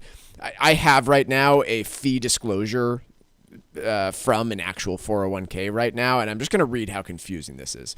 Quote, these fees are charged in arrears on a monthly basis to the plan, deducted from plan participants' accounts on a pro rata basis. The fee is based on the average daily balance, yada, yada, yada. The fees are prorated based on the number of days you had a balance greater than 0. The plan sponsor may elect to pay some or all of these fees directly. It goes on to say that if the plan sponsor doesn't pay the fees, then they may allocate the fees pro rata to your account. So these are the fees. This is supposed to be a disclosure about what you, the customer, pay, but it actually doesn't tell you what you pay. And so 401ks in particular, when it comes to what you're being charged to use them and what services you're getting and then what underlying fees there are, it's pretty darn complicated, which is disappointing because it is supposed to be the American way of saving for retirement. And it's just really... It's not to say that every 401k has really high fees. Most don't. It's just to say that it's really tough to actually understand what you're being charged when it comes to your retirement plan. If you have questions about your retirement, and by the way, none of these are what I would consider to be the most common mistake that I see in 401ks. The most common one that I see is not knowing how much to contribute and or contributing to the wrong type, traditional versus Roth. I see that one all the time. There's just no thought put into how much should I put away and should I be putting into traditional versus Roth? What are these two and how do they benefit me? 401ks, 403bs, all of these different retirement plans out there are complicated. They are meant to be simple. They are not terribly simple. And if you have questions about yours, we'd like to talk to you and guide you in the right direction here at the Armstrong Advisory Group. The number's 800-393-4001. We do this all the time. We do it day in and day out, helping our clients understand when they're saving that next dollar, where it should go, and then eventually when they're pulling out that next dollar, where it should come from. The number, once again, for the Armstrong Advisory Group is 800-393-4001. The proceeding was paid for by Armstrong Advisory Group, a registered investment advisor. Nothing in the ad or in any Armstrong guide is specific financial, legal, or tax advice. Consult your own financial, tax, and estate planning advisors before making any investment decisions. Armstrong may contact you to offer investment advisory services. We got another ship story, Mike. You know what's the worst emergency you can have on a boat? Fire. Fire is undoubtedly. Now, it's a little bit better now that we don't build ships out of timber. Yes. That used to be a really big problem from what I understand, talking to my pirate friends. But even when it's not made of fire, when you happen to be transporting dozens or hundreds of electric vehicles with those really flammable batteries, when you have a fire on board, It's not good. Not a great situation. So you had this ship that was heading from China to Mexico, the Morning Midas, which is flagged out of Liberia. Obviously, I bet it makes one stop there a year, however many are required in order to flag a ship out of Liberia. Yep. But it was heading from China to Mexico with about 3,000 cars, including 800 EVs on board. If you've ever seen an EV car fire on the side of the road, you know what happens when that happens. And apparently, the smoke was originally seen emanating from the deck carrying EVs, according to a spokesman from the company. Yikes. They did successfully evacuate all 22 crew members from the vessel. But the ship is still just basically floating out off the coast of Alaska, about 300 miles southwest of Alaska's Adak Island, and is just hanging out there right now. I think combination okay, we need to wait for the fire to go out because it's, you can't put a fire that big out at sea. You just don't have, ships that are capable of doing so. Mm-hmm. But also you kind of look at this and you're like, well, we'd probably prefer that this thing doesn't sink if you're the company, but what do you really do in this case? There's not too much that you can do. So, good news for the insurance company: 3,000 Chinese-made cars. Total profit. Total value of $8. They should be all right. Yeah, you just write it off. It's fine. It's not a big deal really. But it does appear that. Is it Allianz who is the insurer? I don't know. On this, they're mentioned in here. I don't know that it said that they were actually the insurer for the ship, but we'll see. Quick break here. We got the trivia answer next.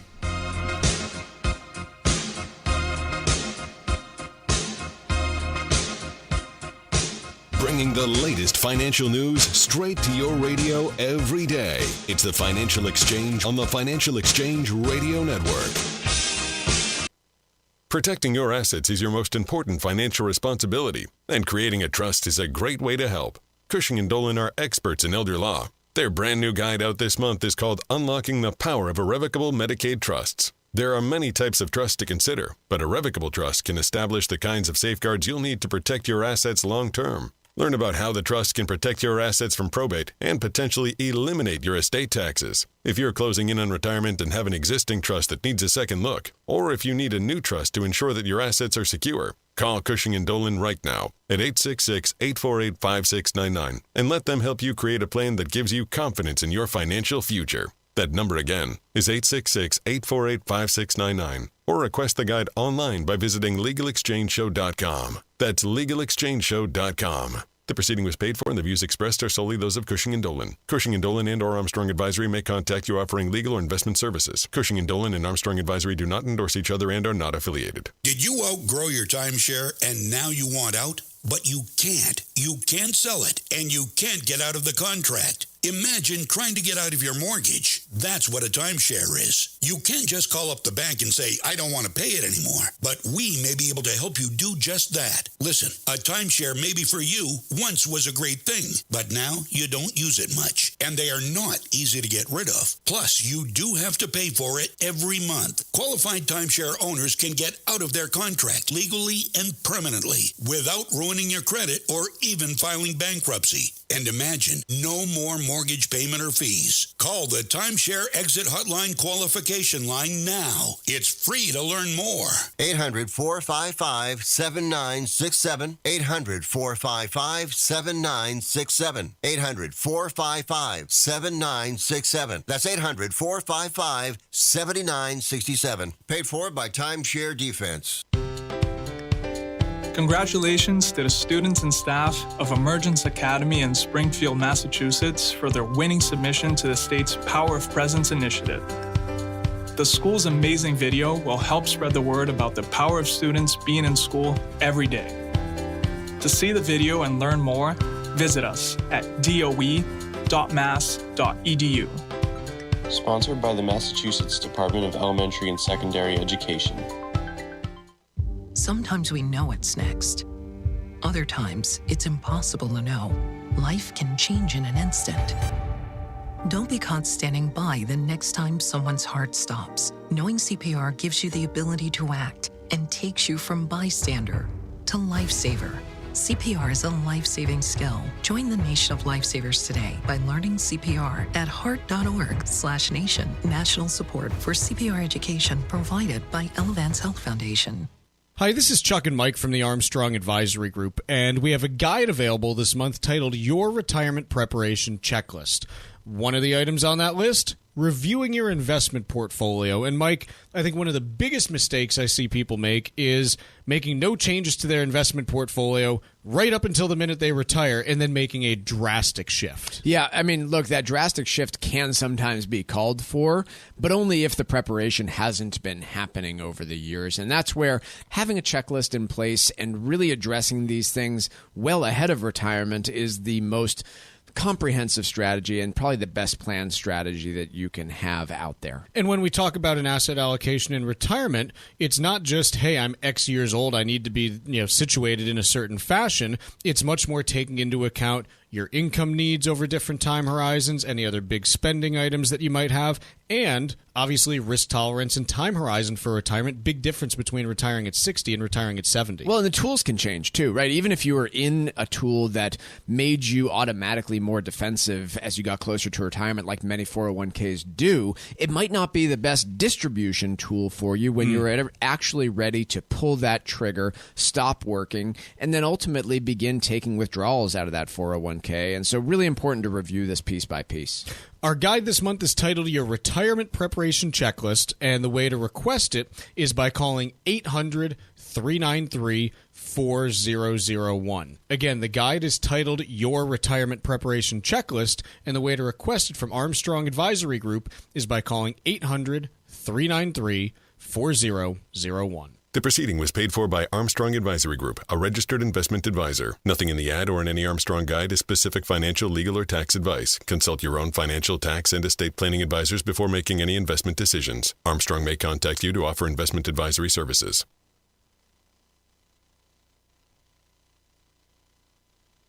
Time now for Wall Street Watch. A complete look at what's moving markets so far today, right here on the Financial Exchange Radio Network. Well, markets are now in positive territory with some trade optimism after President Trump confirmed he held a phone call with Chinese President Xi this morning and added that trade officials from both countries will be meeting soon at a to-be-determined location. Right now, the Dow is up by 1/3%, S&P 500 is up by 0.4%, and the NASDAQ up by 0.7% or 135 points. Russell 2000 is up by 0.25%.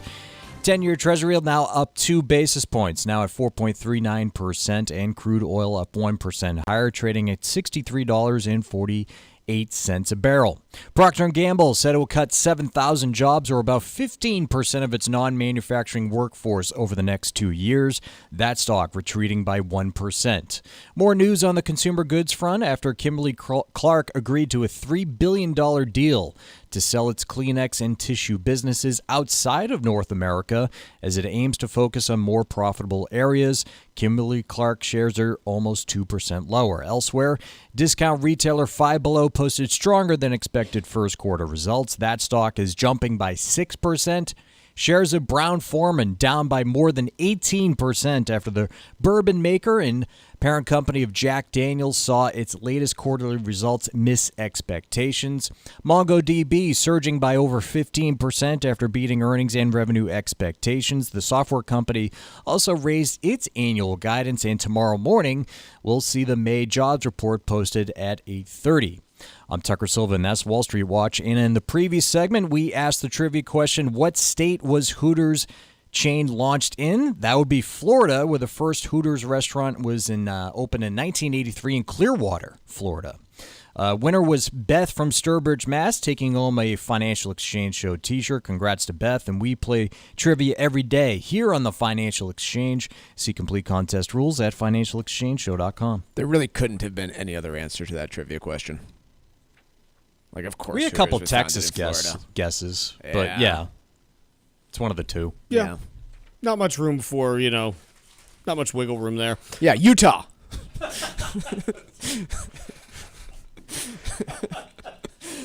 Yes, perfect.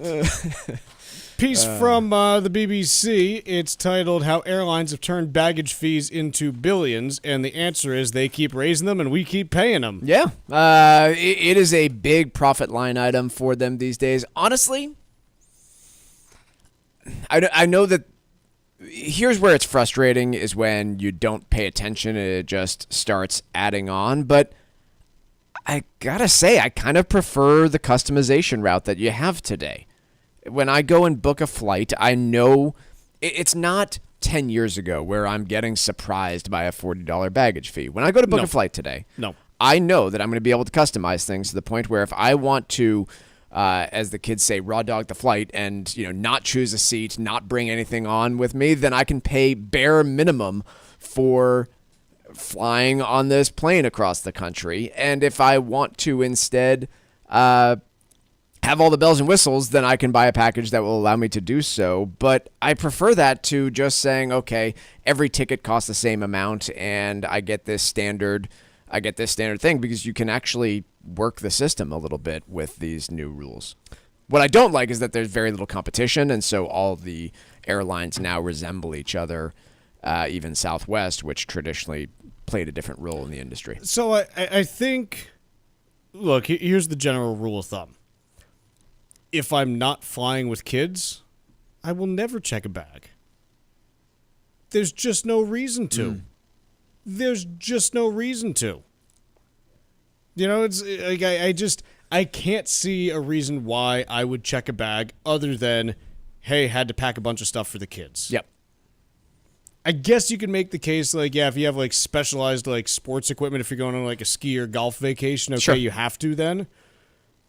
But also got to be honest, having kids, it's been a little while since I've done one of those. What I don't love are some of the externalities here of, okay, every single flight that I go on now, they run out of overhead bin space because nobody wants to pay the checked baggage fee. We need 48 people to gate check bags. Well, that's half the plane. What do you mean? Which is kind of why I find it interesting that some other airlines like Spirit now charge for your carry-on or your checked bag, because they realize that, it's actually cheaper for us to probably load all these things into the checked bag space and deliver them all at once via giant baggage cart rather than delaying boarding by having the carry-ons. You know what the next frontier is on this? No, please. What is the next charge going to be on airlines? No, not for what they're going to charge. But the way to solve this is just wearing all of the outfits instead of packing them. Oh, come on. People do that already, right? It's like, why do you have 18 layers on? Who cares? Turn down the AC. I am 100% certain that my brother has done that at some point or another. So, there's that. Let's see. Do we want to talk about Florida's property market or Tesla? Let's go to Tesla. Yeah, it's been a little while since we've chatted about them. A week from today, they've got their autonomous thing in Austin. They've really set a firm date for this. I don't know how they would back out from it. So the claim is that they are going to be launching their autonomous robotaxis in the city of Austin. Only, I think, 10 of them initially. 10 of them. So, slow rollout, obviously. But this is, a pretty big date for them on a promise that's been, 15 years in the making? Yeah, and here's the thing with Tesla. They have some very real problems related to their core business that make some of these supplemental things pretty darn important if they want to navigate the next 12 to 18 months. And just justify their share price. They have potentially bigger problems than justifying their share price if they continue to see the issues that they're seeing. So, shipments from Tesla's Shanghai factory fell 15% in May. Their European sales are off about 50%. Overall, when you include the Americas, you're talking, somewhere in the ballpark of a 20 to 30% annual decline that they're seeing in sales. There is not a single automaker in the world that is positioned to be able to deal with that because of how auto factories have to operate, which is pretty much you turn the thing on and you crank your cars out as fast as you can, and that's how you get your margins of 5%. Otherwise, bye-bye. You're not there for any longer. So I think these supplemental businesses and these supplemental ideas of, hey, can we get these autonomous vehicles to work? I think there is a very real business need for them at Tesla, similar, the robotic stuff that they're working on as well, because otherwise they have some real issues, 12 to 18 months out when it comes to what the financials of the company look like if this were to continue on the sales side of things. And the China piece, quite honestly, could get worse because Tesla's kind of getting worked there by these native Chinese manufacturers that have pretty much copied what Tesla did. Yep. And they're selling at cheaper prices, and Tesla's option is either, hey, sell at a loss or don't make the sale at all. Yeah, and if you combine that with backlash over the CEO's politics, which is not just, I know we phrase everything in a domestic-focused way, it's arguably bigger across parts of Europe where the backlash against Elon Musk has been pretty strong. And so those two factors, new competition from China, which, exists everywhere else in the world other than the United States, plus backlash against the CEO, I tend to doubt that the CEO backlash is a story that has legs, but it doesn't really matter. If it's not a problem 5 years from now, you still got to make it 5 years for it to solve itself. True. On that topic, the last few days, we've started to see Musk putting up a series of objections to the reconciliation bill making its way through Congress right now. It's quite a polite way of saying it. Yeah, I mean, I'm always, Yep. I don't even know what the word is I'm trying to use. I'm always, Nice. No, definitely not that. I'm not always fair. I always try to be impartial when, talking. No, not even that. There we go. In any case, you've got a disagreement that is now out there in public between Elon and President Trump in a way that we haven't really seen in probably the last year and a half or so. Yep. And I think that it potentially represents, again, we'll have to see exactly where this goes because who knows the exact reasons for Musk kind of distancing himself on this issue now. But one of the major reasons for Tesla's surge in the late fall and early winter was, hey, he had aligned himself with President Trump. Trump won the presidency, and the stock more than doubled in a couple months afterwards. If you are going against the sitting president from a policy perspective, investors may start to wonder, how wide are those differences, and does this put you in a bad position going forward for the state to potentially, take a closer look at Tesla for any particular reason? Yeah. The other question I have when it comes to this tax bill is, does Elon Musk put his money where his mouth is? He's been, to this point, just writing tweets. If he starts saying, I will support the campaigns of people that vote against this bill, look, it had a pretty big impact. He's been saying that. Has he? He's basically saying, in 2026, I'm going to primary people. So we'll see if he actually does. Pockets. But this is another potential risk for Tesla is continued operations in the political sphere for any company pose a risk depending on how political winds may change and things like that. Let's take a quick break. When we come back, we've got Ted Rossman from Bankrate joining us talking about tipping right after this. The Financial Exchange has gone national. Hear the show daily on SiriusXM's Business Radio Channel 132. Keep it here for the latest business and financial news, what's happening on Wall Street, and the president's economic agenda. The Financial Exchange is live on SiriusXM's Business Radio Channel 132. This is the Financial Exchange Radio Network. Protecting your assets is your most important financial responsibility, and creating a trust is a great way to help. Cushing & Dolan are experts in elder law. Their brand new guide out this month is called Unlocking the Power of Irrevocable Medicaid Trusts. There are many types of trusts to consider, but a revocable trust can establish the kinds of safeguards you'll need to protect your assets long term. Learn about how the trust can protect your assets from probate and potentially eliminate your estate taxes. If you're closing in on retirement and have an existing trust that needs a second look, or if you need a new trust to ensure that your assets are secure, call Cushing & Dolan right now at 866-848-5699 and let them help you create a plan that gives you confidence in your financial future. That number again is 866-848-5699 or request the guide online by visiting LegalExchangeShow.com. That's LegalExchangeShow.com. The proceeding was paid for and the views expressed are solely those of Cushing & Dolan. Cushing & Dolan and or Armstrong Advisory may contact you offering legal or investment services. Cushing & Dolan and Armstrong Advisory do not endorse each other and are not affiliated. Summer in New England is nearly upon us. The kids are home from school. The sun doesn't set until after 8. It's likely time for you to relax. Well, while you're relaxing, take a few minutes to check out visitusvi.com and research your next vacation in the United States Virgin Islands. The USVI has something for everyone, be it the rich history of St. Croix, the spectacular beaches of St. Thomas, or the tranquil quiet of St. John. Visit one island or all three and enjoy the vacation of a lifetime. From the moment you arrive, you'll fall naturally in rhythm with the heartbeat of the islands. There's no money to exchange, and travel from New England could not be easier. Whether you're looking for a romantic getaway or a family vacation, the U.S. Virgin Islands is the perfect place for your next adventure. Go to visitusvi.com right now for more information and to book your trip. The USVI is America's Caribbean paradise. Go to visitusvi.com to make your reservation today. That's visitusvi.com.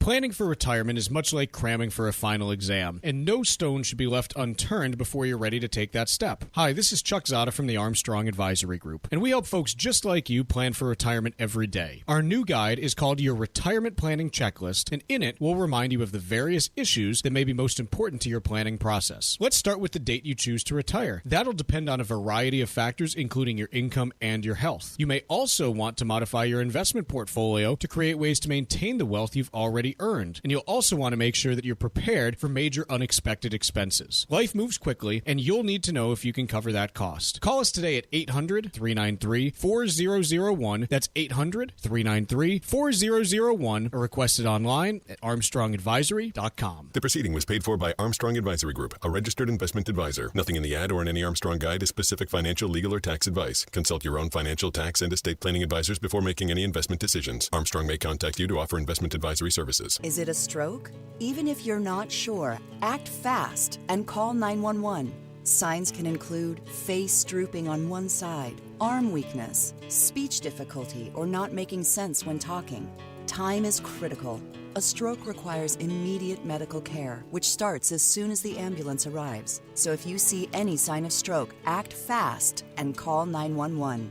Visit mass.gov/stroke, sponsored by the Massachusetts Department of Public Health. It happens all over Massachusetts. Can you tie my shoes? In every home and every community. Be careful on your bike. Learning can happen anytime, anywhere. We'll see you at practice this weekend. And no matter how learning takes place in your family's life, DESE is there as your partner. The Massachusetts Department of Elementary and Secondary Education. Never stop learning. Find out more at mass.gov/back-to-school. Sponsored by the Massachusetts Department for Elementary and Secondary Education.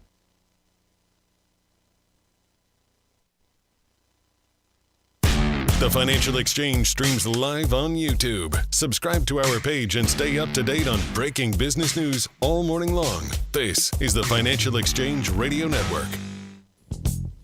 This segment of the Financial Exchange is brought to you in part by the U.S. Virgin Islands Department of Tourism. The U.S. Virgin Islands are St. Croix, St. Thomas, and St. John, and are consistently voted one of the top Caribbean vacation destinations. Enjoy world-class cuisine, pristine beaches, rich history, and a vibrant nightlife. Book your trip now to visit America's Caribbean Paradise, the United States Virgin Islands. For reservations and more information, go to visitusvi.com. That's visitusvi.com. Joining us now is Ted Rossman from Bankrate, talking to us about their latest tipping survey. Ted, thanks for coming on. Appreciate it. Good to be here. Thank you. Ted, I have to say it. I am falling into the camp of tipping frustration and confusion, where I always tip in some locations, full-service restaurants being the primary one, and I have no idea what I'm supposed to be doing elsewhere, and it is, like I said, frustrating and confusion. Am I in good company on this one? You are in good company. Yeah, a lot of people are frustrated by tipping. 63% of Americans have a negative view towards the practice. That's up 4 percentage points from last year. The most common negative views are businesses should pay their staff better rather than relying so much on tips. Tipping culture has gotten out of control. 41% said each of those two things, by the way. And 38% are annoyed by the pre-entered tip screens that we see at coffee shops and food trucks and elsewhere. So I'm going to give you one of my real life frustrations. I was at Boston's Fenway Park last summer, and they have one of those walk through the cooler section, pick out your own beer, and then bring the beer to the self-checkout kiosks where it scans the beers for you, and then somebody's required in Massachusetts to open those for you. And you pay with your own credit card, check out yourself, and then there's a tip screen. And I'm left asking myself, who am I tipping? Are they actually getting the money, and why am I doing so? But what I've heard from people in the restaurant industry, however, which is a backlash that I don't like, is they're seeing tips come down even at full-service restaurants, perhaps in backlash to some of this tipping frustration. Is that bearing out in any of your surveys, or are we holding pretty strong in terms of tips at full-service restaurants? I would agree with all that. The Fenway Park example reminds me of something I encountered at Newark Airport, where I picked up a water and a sandwich out of a fridge and scanned it myself and went to check out, and the self-checkout machine wanted a tip. I mean, that's the kind of crazy thing that's going on. And yeah, it is giving tipping a bad name in general. I'm surprised how little people are tipping at sit-down restaurants. That, by contrast, is a place where we should be tipping. And I think a lot of people are not separating some of the general annoyance with tipping versus where it's truly expected. It's part of the social contract at a restaurant, and yet only 70% of diners are always tipping at a restaurant. It's shockingly low for Gen Z. It's 43% of Gen Zers always tip at a sit-down restaurant. And then it just goes down from there. I mean, only about half are tipping their hairstylist and barber. It's only 1 in 4 Gen Zers. It's only about half who tip for food delivery, a little less than that for taxis and ride shares. This has generally declined in recent years. It's stabilized a bit over the past year, the theory being that inflation's not quite as bad, but people are not tipping as well as they were, say, 4 years ago, when there was actually a brief groundswell of appreciation for the service industry during the pandemic. In terms of all of that backlash and frustration, I still don't feel as though I've seen any restaurant or other business owners make a big point of saying, hey, we're doing away with tipping and we're going to build it into your bill and have a different format. To me, it seems like, in spite of any of those frustrations, the format isn't changing. The business owners are still asking for the tips. They're putting the screens out there, and they're putting their employees in the position of needing to make the tips in order to make their wages. Are you seeing anything that I'm not in terms of those changes? Danny Meyer is an example of a famous restaurateur who tried to do away with tipping. And he pointed out that tipping can be unfair between the front of the house and the back of the house. It can be racist. It can be sexist at times. He tried to do away with tipping and raise prices by about 20%. And it flopped. I think it was well-intentioned, but diners couldn't see past the higher prices. Even a lot of staff thought, hey, I could make more at the restaurant down the street potentially. So they later did away with the policy. Attempts to do away with tipping have been pretty few and far between. Tipping is actually a great deal for the employer because it's a way to funnel more money to their workers without having to foot the bill. And that's part of why we've seen it catch on even at less conventional places. That's why they hit you over the head with it now at the coffee shop and sandwich shops and other counter service kind of places. I think we're going to see more of it in the future for cost reasons, but also technology is making it easier than ever to embed these prompts. Well, and if the tax on tips rules changes go into place, then certainly we will see that proliferate even further. Ted Rossman from Bankrate joining us to talk about their latest tipping survey. Thanks, Ted, for coming on. Appreciate it. We'll talk to you again soon. Sounds good. Thank you. Would you guys like to know the best and worst states for tipping, highest and lowest tip percentages at full-service restaurants by state, according to Toast? Can I guess? Sure. I'm going to guess the best ones first. Okay. Mississippi? Nope. Not in the top 5. Tennessee? Nope. Georgia? Nope. Oregon? Nope. Rhode Island? No. Missouri? Number 1, Delaware, West Virginia, Indiana, New Hampshire, and Kentucky. This is according to data from Toast. Worst, California, followed by Washington, Nevada, Florida, and Louisiana. Interesting. I would have guessed Louisiana would have been higher. Just because I figure Bourbon Street, you got a bunch of people that have had one too many. Yeah. They're not really paying close attention to how much they're tipping. Okay, this seems fine. California, I get it. Everything's crazy expensive. Yeah, that one makes sense. Yeah. That makes sense. Interesting. As we head towards the top of the hour, stocks remain in positive territory. The Dow's up 125, S&P up 25, and NASDAQ up 138. Done for the day. Tomorrow, Jobs Friday. We'll tell you all about it then.